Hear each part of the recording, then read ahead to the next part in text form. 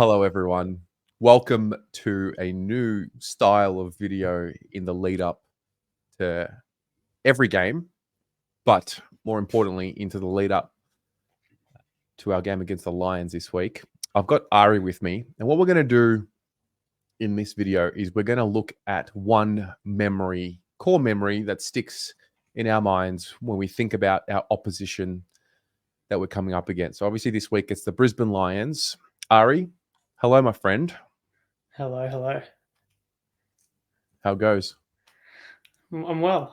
Excited for footy to be back. We got the taste of it last week against Melbourne, but now we're into the real deal. Not quite round one, which is a little bit to get used to, but no, it's good. It's good. Yeah. Are you pro or against opening round? Against. Yeah. Why? Strong. Just what's the point? If this was called round one, I'd be more on board. I just don't like opening round or like round zero or stuff like that. I just don't think it's necessary.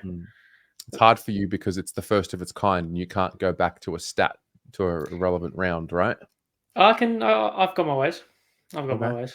Cool. Don't doubt me. Don't doubt my abilities. No, I don't doubt you. I just think it'll be difficult, but nothing you can't manage. Exactly. That's the way. So we're both going to go through a core memory. I'm going to go through a loss. You're going to go through a win. And I like this because we both have different experiences, similar, but still different experiences as a fan. I'm going to start because I have a bad memory, and you're going to finish because you have a good memory. And We'll see where this takes us. Brilliant. Let's go. So I am going to talk about Carlton and the Brisbane Lions in 2009. It was finals time. It was the first final. Do you remember this game?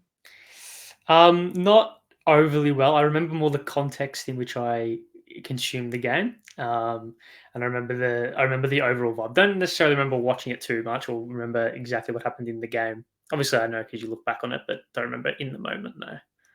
How old were you in 2009? I would have been 5 years old.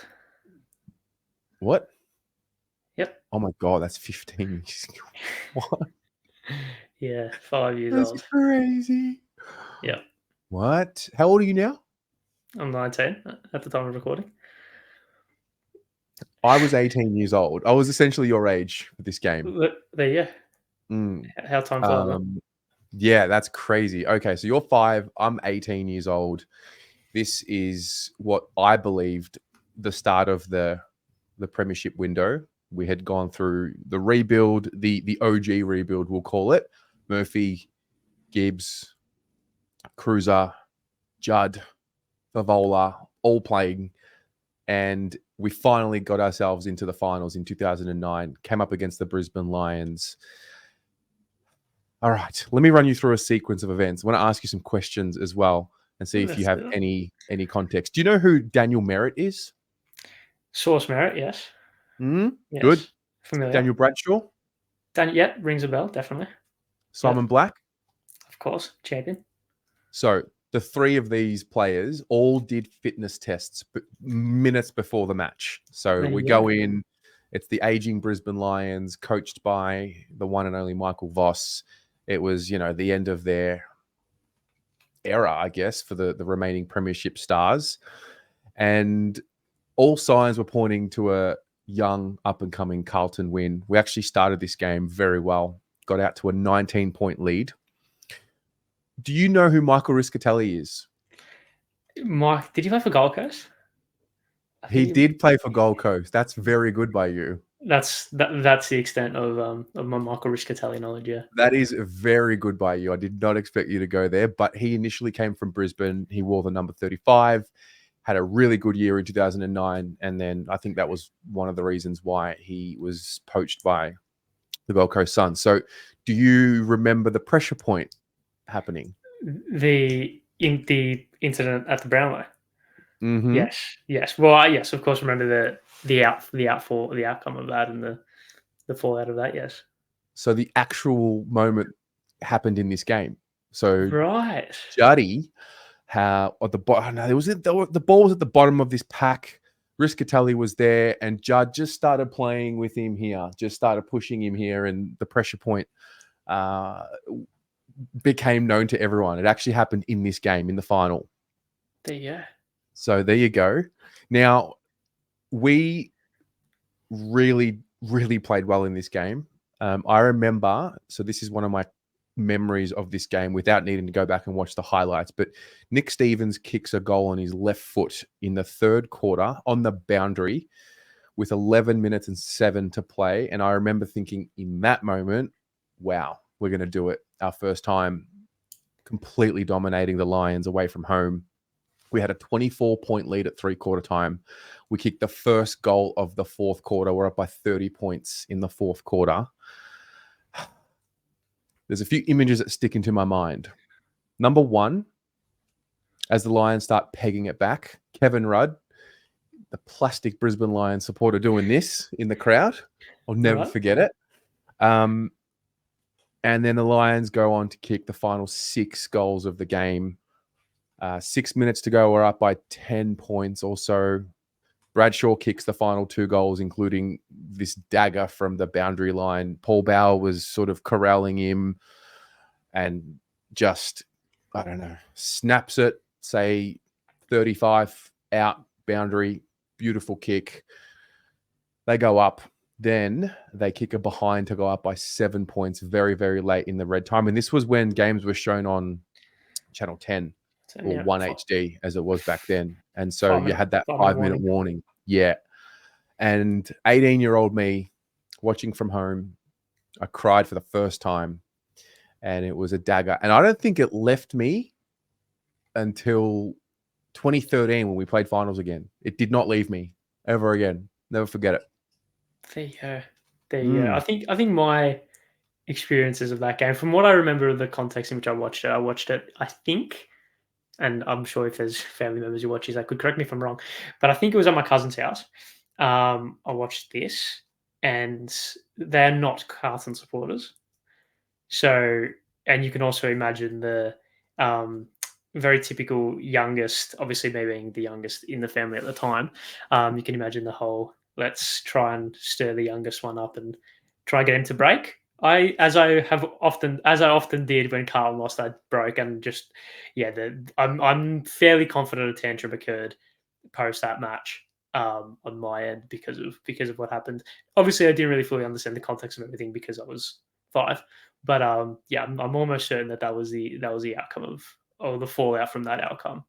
Mm-hmm. Mm-hmm. Little did I know that wasn't the hardest part of being a Carlton supporter. We would have to go through another rebuild.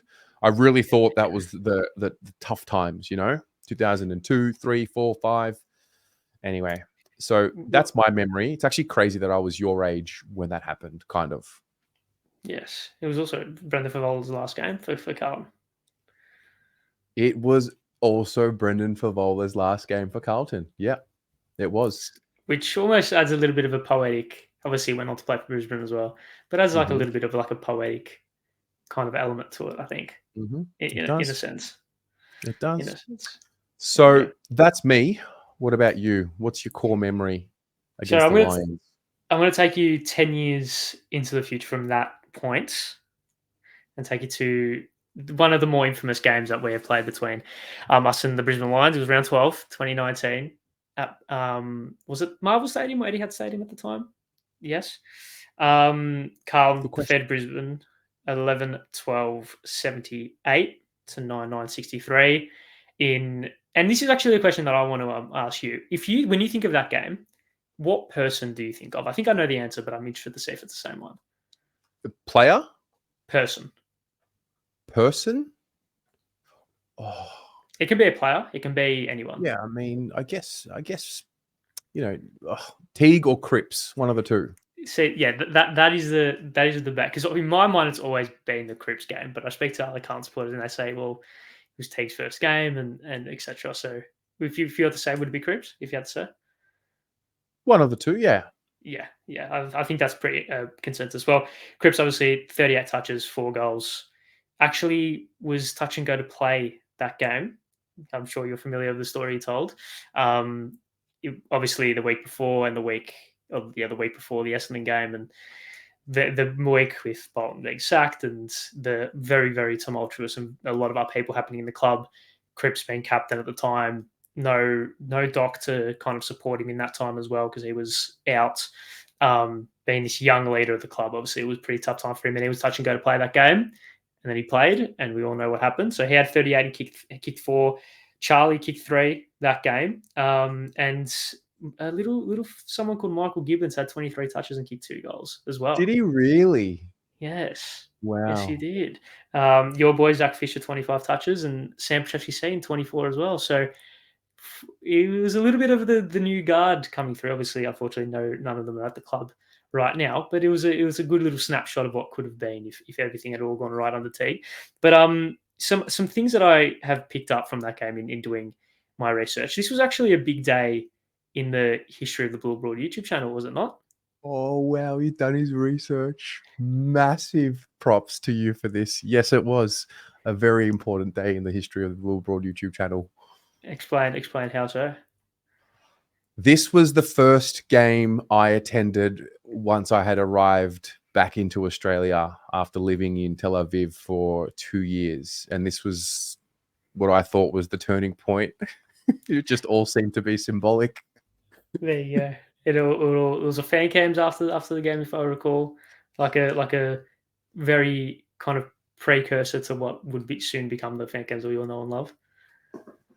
I don't know if did I film? Did I film outside the stadium after this? I did. Yep. Oh God. Yep. There you go. So go back and check. Go back and check out those if you want to laugh. I think. So yeah, obviously, Carlton 37 points down halfway through the third quarter. It was 40-3, and then halfway through the second quarter, the wheels started turning. We kicked the last 3 goals of that quarter. Charlie started finding his way into the game. Cripper started finding his way into the game. And another interesting fact that I have remembered: how many times do you think Charlie Curnow, Harry Mackay, and Mitch McGovern played in the same forward line in their Carlton careers? Ever? In their Carlton careers, how many times do you think those 3 played in the same forward line? I'm going to say 8. Correct. Am I really? 8 times. Oh, and wow. this was one of them. One of only 8 times that the kind of mystical 3-pronged attack played in that in the same forward line. That was almost like the not linchpin that we're holding on to, but when Gov obviously came to the club, you're thinking played a good system at Adelaide as that third forward. You got Charlie, Harry. Just didn't seem to work out. Obviously now Mitch is doing great things in the defensive half, but yeah, it was a pretty interesting kind of factoid from that game. It was one of only 8 times they played together in that forward line. Obviously now we don't think that's going to happen anymore because all 3 of them are doing great things in their respective positions. Another also interesting kind of thing that happened from that game. We went into that game with 9 key position players, in a sense, with obviously the 3-pronged attack. Levi played that game, Cruiser played that game, Wiedering played that game, Marchbank played that game, and however you want to view Lockie Plowman, I guess he was playing a little bit tall at that time as well. And then you have the likes of Cripper and Setterfield as well. He was actually our most inexperienced player that game. He'd only played 10 games in his AFL career to that stage. So pretty interesting dynamic. I mean, there's a lot of conversation now about how do we fit, like if Silvani, if he was fit, and Pitto and DeConning and obviously Charlie and Harry. But was there a conversation around how tall we were back then? I can't quite remember. No, I don't remember that being a conversation. Did Jack Silvani play? Yes, he did. Jack Silvani played as well. Wow. Very tall. Wow. I remember the day. I remember exactly where I was sitting for some reason. I don't remember the game too much. Like I've watched the highlights back, obviously, and we've all watched, the Eddie Maguire commentary of Cripps and all of that. But the actual game during it, I don't remember much. It was a very weird experience. But I do remember the siren going and thinking, oh, I've nailed this. Come back at the right time. Like, how good's this? The Teague era, come back. It was a beautiful day. Roof open. Roof open at Marvel/Etihad during the day, like it should be.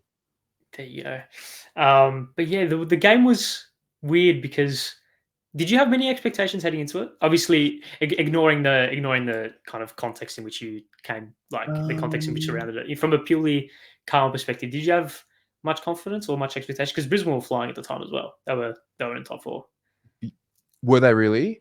Yep, I remember being confident. I mean, you're asking the wrong person. I'm always confident going into a of game. course. But I do remember thinking, righto, new coach, line in the sand, turn the ship around, the pressure release of losing bolts. Today's the day. But you take that with a grain of salt because I just find it positive every week. Yeah, of course. Yeah, fair enough. It was.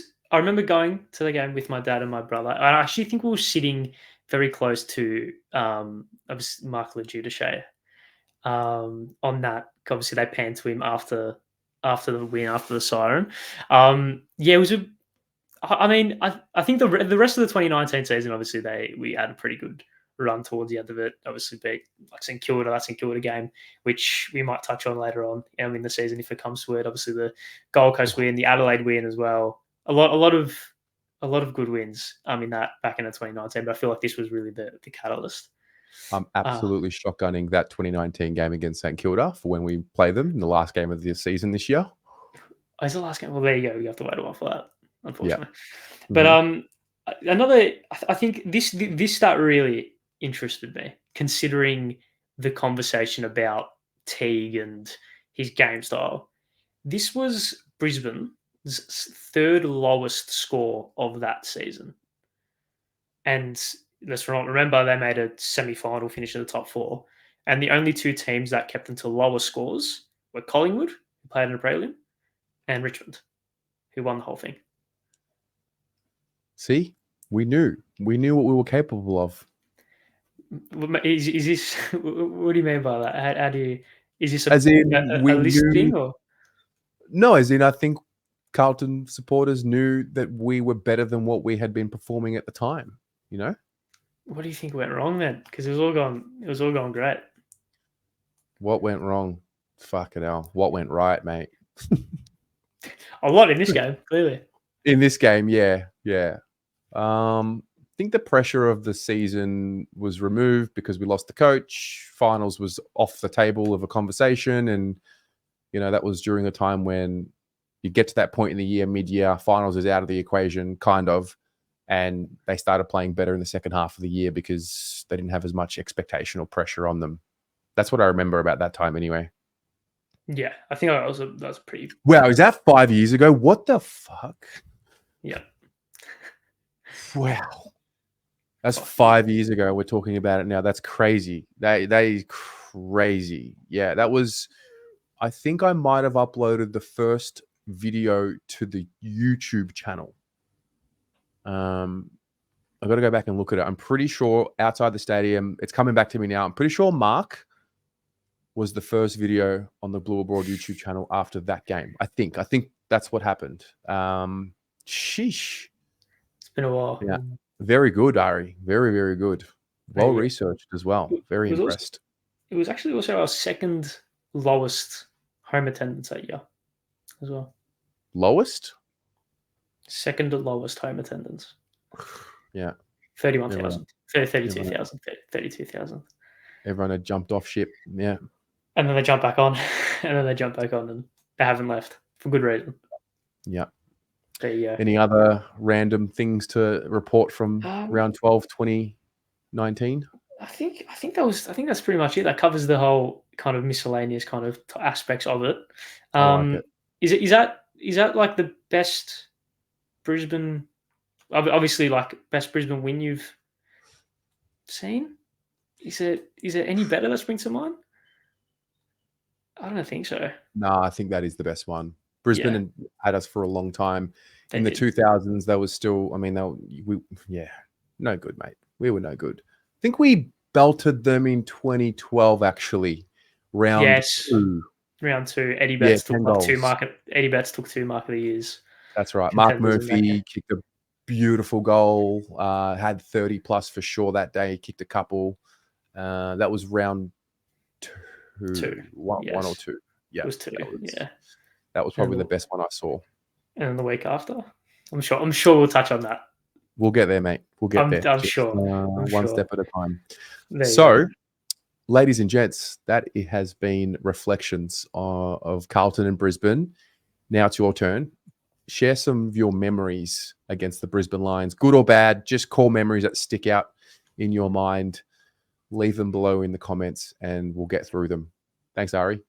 Thank you, mate. Go Blues. Go Blues.